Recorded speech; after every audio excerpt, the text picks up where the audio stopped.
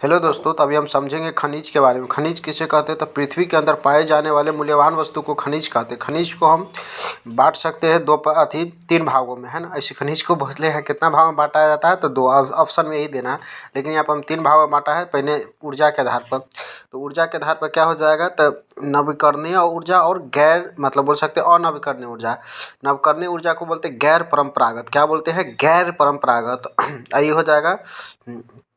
अनवकरणीय ऊर्जा क्या हो जाएगा? परंपरागत, जो पुराने स्टाइल से करता है ना। यानी अनवकरणीय यानी कि परंपरागत, जो पुराने स्टाइल से करते हैं उसे हम बोलते हैं। जैसे कोयला, पेट्रोल, परमाणु गैस, ईंधन, ये सब क्या है? ये सब हो जाएगा आपको अनवकरणीय ऊर्जा हो जाएगा, याद रखना, ठीक है। इधर समझ लेते हैं नवकरणीय, बोले तो गैर परंपरागत। तो क्या हो जाएगा? सौर ऊर्जा, पवन ऊर्जा, जल ऊर्जा, ज्वार भाटा।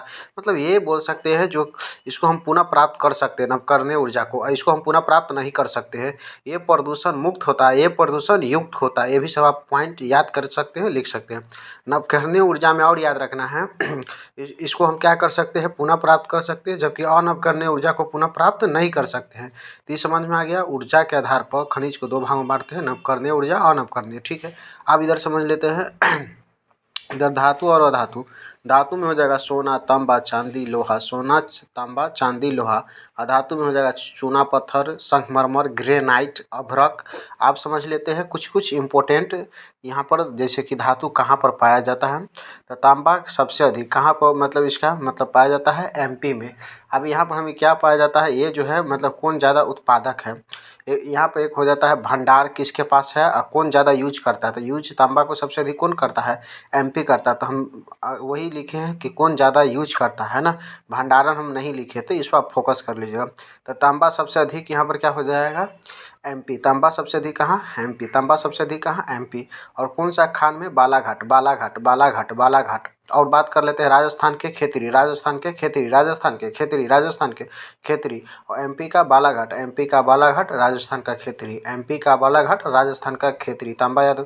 इसके बाद हम समझ लेते हैं मानव द्वारा प्रयोग किए जाने वाला पहला धातु कौन था? तांबा। मानव द्वारा प्रयोग किए जाने वाला पहला धातु कौन था? तांबा। तांबा सबसे अधिक कहाँ पाया जाता है? एमपी। एमपी के कौन सा घाट में? बालाघाट घाट में। दूसरा हीरा। हीरा कहाँ पाया जाता है? एमपी। एमपी बोले तो एमपी के कौन सा खान में? पन्ना। एमपी के पन्ना, एमपी के पन्ना।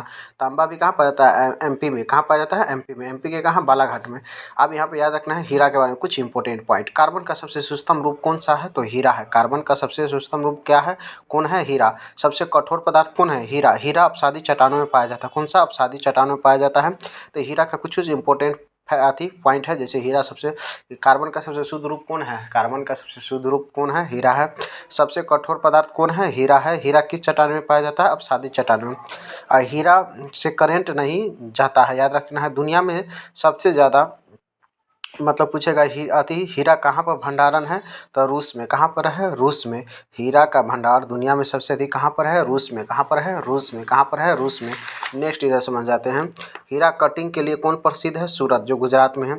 दुनिया में सबसे अधिक हीरा कहाँ पाया जाता है? तो किम्बरले के खान में, दक्षिण अफ्रीका में। अगर पूछेगा भंडारण कहाँ पर है, तो क्या बोलने का है? रूस।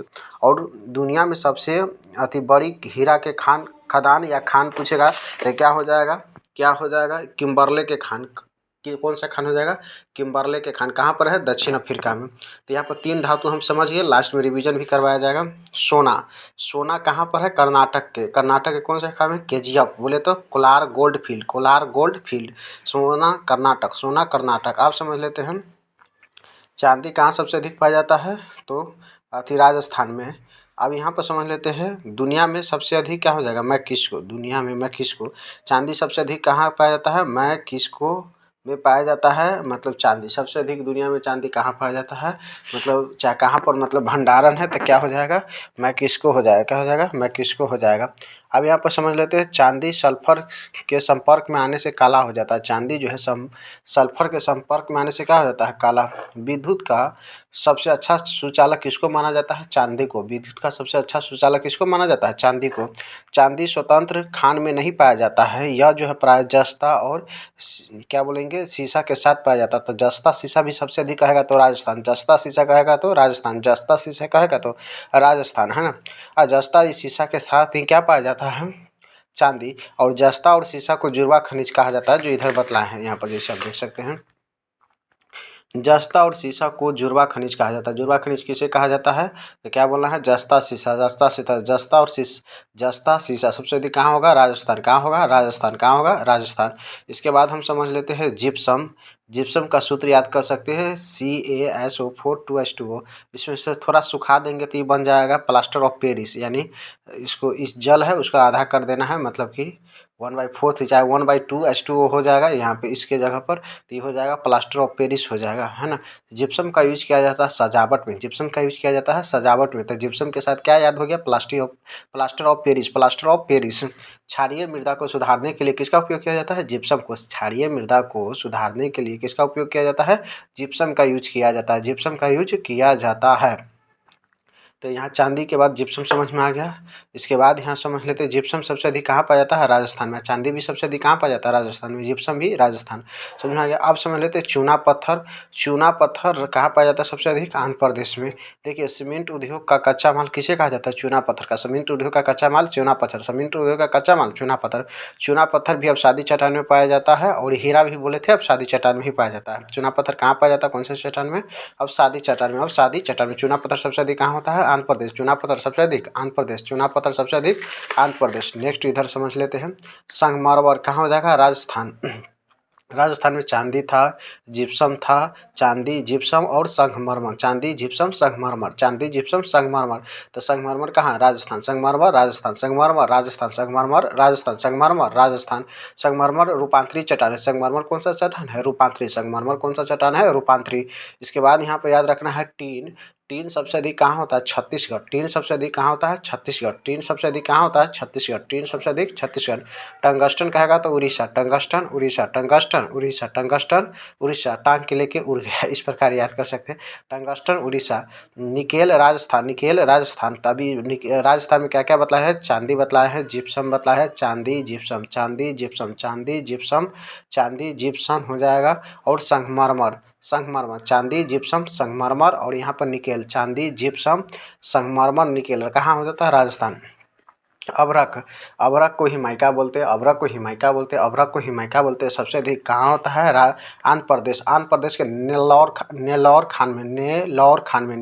नेल्लौर खान में। नेल्लौर खान में। नेल्लौर खान में पाया जाता है आंध्र प्रदेश के। तो अभ्रक, अ से अभ्रक, अ से आंध्र प्रदेश। अभ्रक को क्या बोलते हैं? माइका। अभ्रक को क्या बोलते हैं? माइका। सबसे अधिक कहाँ होता है? आंध्र प्रदेश में।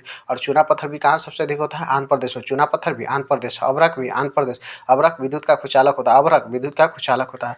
बॉक्साइट उड़ीसा और टंगस्टन भी उड़ीसा। बॉक्साइट उड़ीसा और टंगस्टन भी उड़ीसा। क्रोमियम भी उड़ीसा। बॉक्साइट, टंगस्टन और क्रोमियम ये सब कहाँ पाया जाता है? उड़ीसा। लोहा भी उड़ीसा। लोहा भी उड़ीसा। भंडारण का आता है तो कर्नाटक आ जाता है, तो उसको अपना ध्यान में रखने का है। उड़ीसा का क्या हो जाएगा? कोई न झर। कोई न झर। कोई न झर। कोई न झर। कोई न झर। कोई न झर। कोई न झर। और कर्नाटक का क्या हो जाएगा? कुद्रेमुख। कुद्रेमुख कर्नाटक का कौन सा खान हो जाएगा? कुद्रेमुख। और छत्तीसगढ़ के बिलाडीला। बिलाडीला। बिलाडीला। बिलाडीला। बिलाडीला। बिलाडीला। बिलाडीला। बिलाडीला। उड़ीसा का क्या हो जाएगा? कोइनू झर। कोइनू झर। कोइनू झर। तो उड़ीसा में क्या है? टंगस्टन, बॉक्साइट, क्रोमियम, लोहा। टंगस्टन बॉक्साइट, क्रोमियम, लोहा। टंगस्टन बॉक्साइट, क्रोमियम, लोहा। टंगस्टन बॉक्साइट, क्रोमियम, लोहा। तो थैंक्स फॉर वाचिंग वीडियो।